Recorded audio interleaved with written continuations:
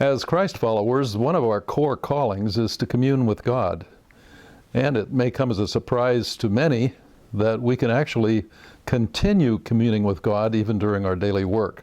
With me today is Rod Romberger, and I've asked Rod to tell us about an occasion in which he was able to continue communing with God even on a very difficult workday.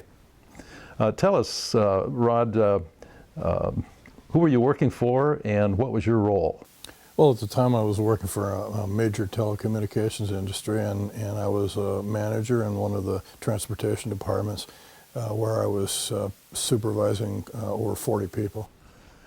Could you give us 2 or 3 examples of the difficulty you were facing and what made those things so unbearable? Sure.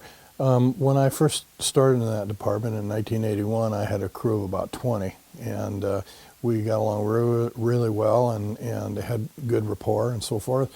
And then in 1986, 87, I was asked to temporarily take over, another crew, which all of a sudden now my head count was 41 people. And working 24-hour type shifts, 3, the graveyard shift, mid shift, and then the morning shift. So I always had people, on the road doing jobs and stuff, different times of the day and night. So you were about up to here with all of that? Pretty much.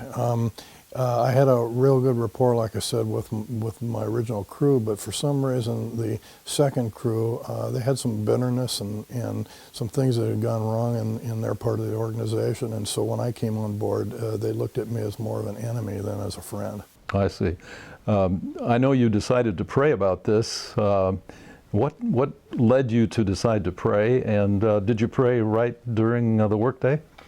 Yeah, after about a period of over 2 years, which seemed like eternity, I was getting calls in the middle of the night from some of the employees that were just doing it to harass me, and knowing fully well that I was, asleep, and they were asking me questions that I really could have answered later on in that during the day. And also I was, unfortunately, had gone through a divorce during that time, and so I had the stresses of that and along with the workplace. And so it got so much that one day at my desk in front of everyone, not really caring, about, what people thought, I just bowed my head and asked God to take the burden. And what happened then?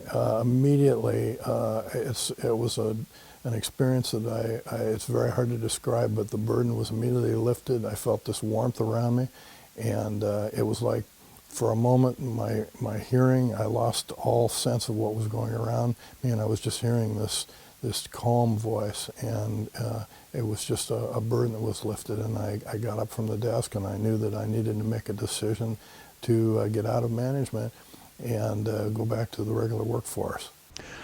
What did this experience teach you about God's interest in our daily work?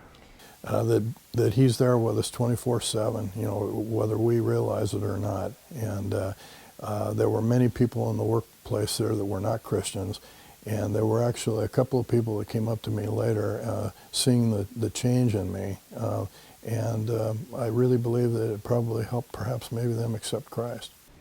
Well, praise God for that.